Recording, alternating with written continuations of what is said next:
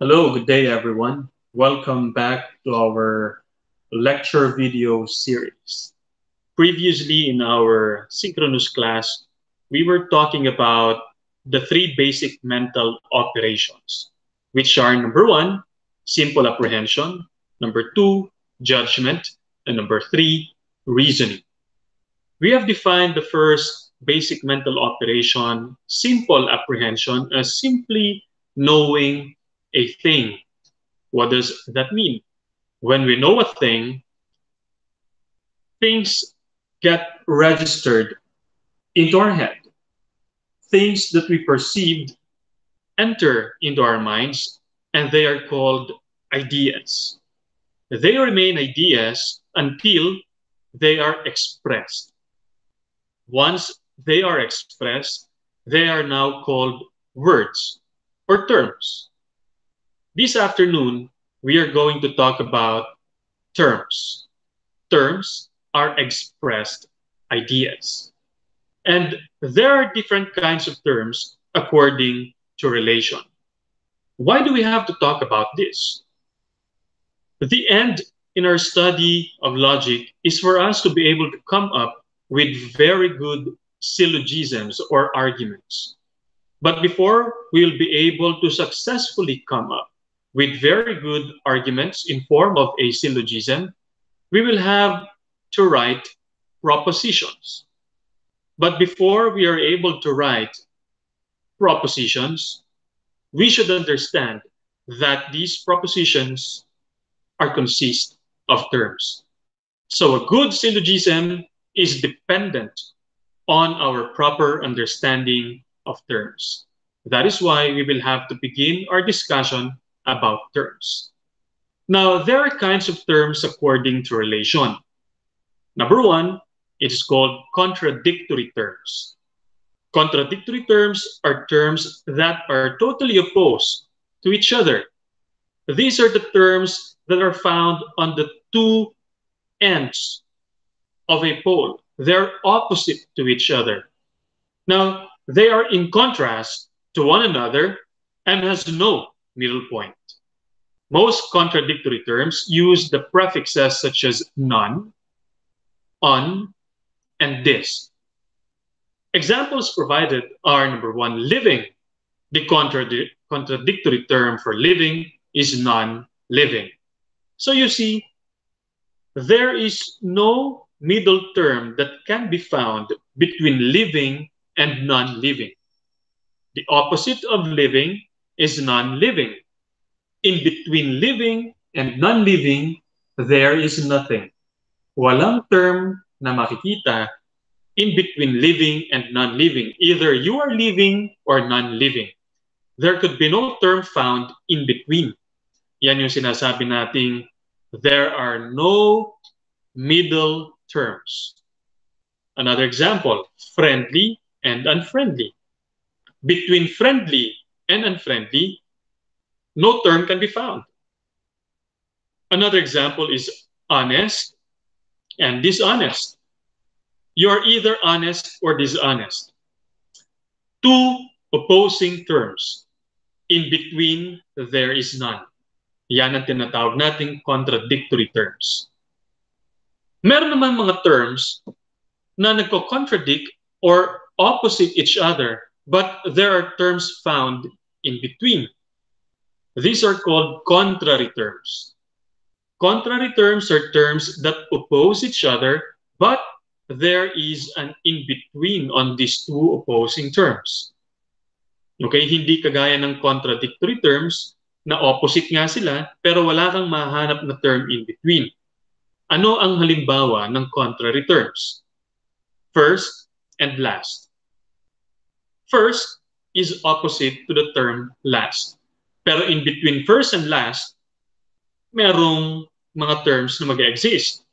Like second, third, fourth, fifth. Kaya ang contrary term ng first ay last, hindi mo sasabihin contradictory term ng first ay last kasi merong terms found in between. Another example provided is cold and hot. Okay? Ang contrary term ng cold ay hot because in between these two terms, there could exist another term which may be lukewarm. Okay, kaya ang tanong, what is the contrary term of cold? Okay, hot.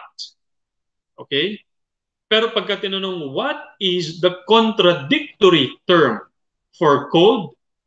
It could not be last, but maybe it's not cold. Okay, para walang in between na term. I hope that is clear. Then there's another kind of term according to relation. It is called correlative terms. These terms coexist with one another. In this sense, one word could not exist without the other. The existence of one word depends on another term. The examples provided here are this: parent and child. Hindi ka naman pwedeng tawaging child pagka wala kang parent. Hindi ka rin naman pwedeng tawaging husband pag wala kang wife. Or hindi ka pwedeng buyer kung walang seller. Ibig sabihin nito, mga kapatid, ang terms na ginagamit ay nag-exist sapagkat siya ay related sa isang term. Na pagka wala siya, wala yung dalawang terms na yan. Okay? Sabi nga rito, a parent cannot be called one if he or she does not have a child.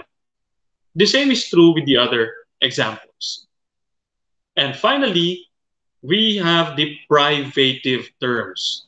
Okay? These terms lack something that ought to be present on the object.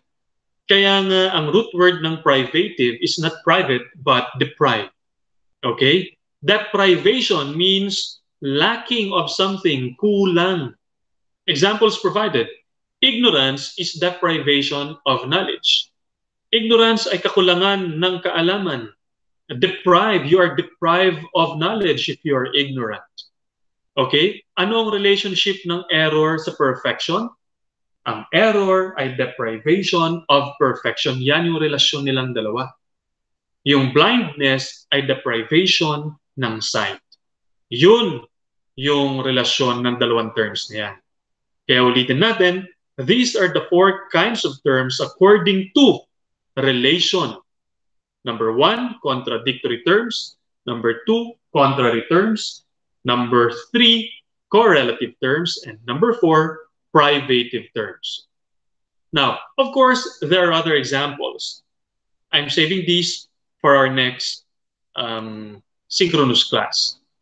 Next, we also have kinds of terms according to extension.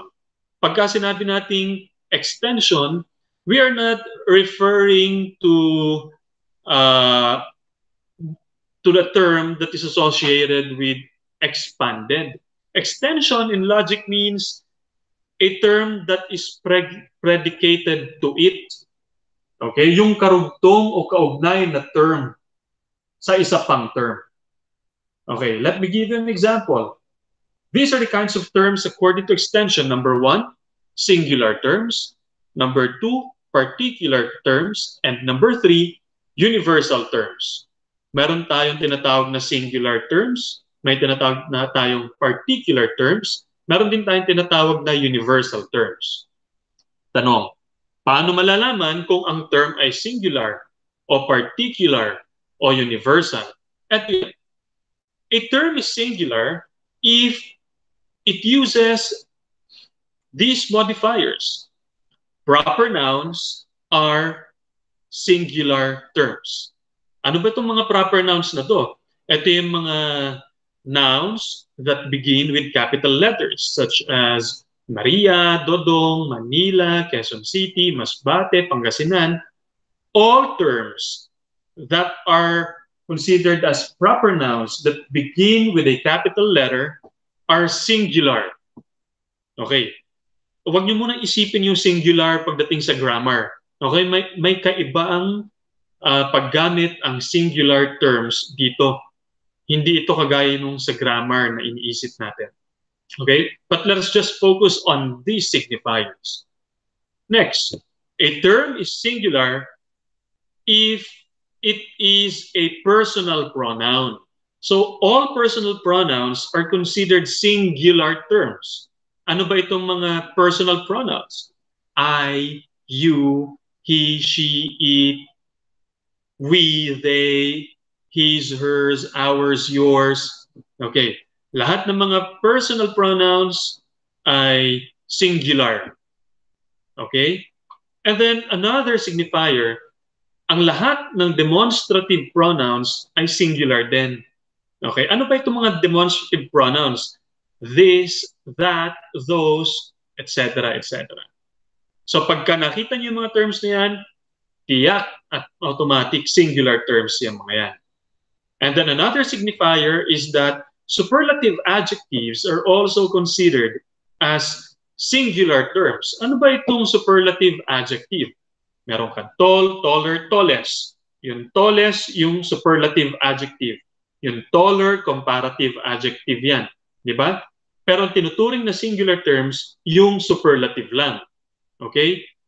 Beautiful, more beautiful, most beautiful, superlative yon.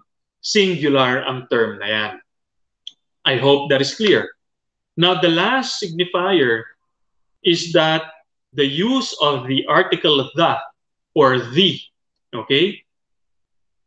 The lady in red. The term there, the subject lady, is singular. Okay? Not because wala siyang S o dahil hindi siya plural, ibahin natin yon. It is singular because it used the article the. Yan. Sa logic, sinasabi ko, ulitin ko, singular yan. Okay? The women I've loved. Oh, ngayon, plural na yung women. Pero pagdating sa logic, since there is the use of the article the, it is still considered as singular. The women. Okay? The women in red. Singular. Oh, wag muna kayong malilito. Pag-uusapan natin ang kahalagahan nito maya-maya lang konti.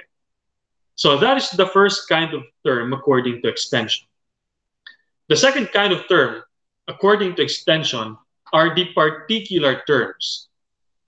A term that signifies an object or objects that has an indeterminate designation are particular terms.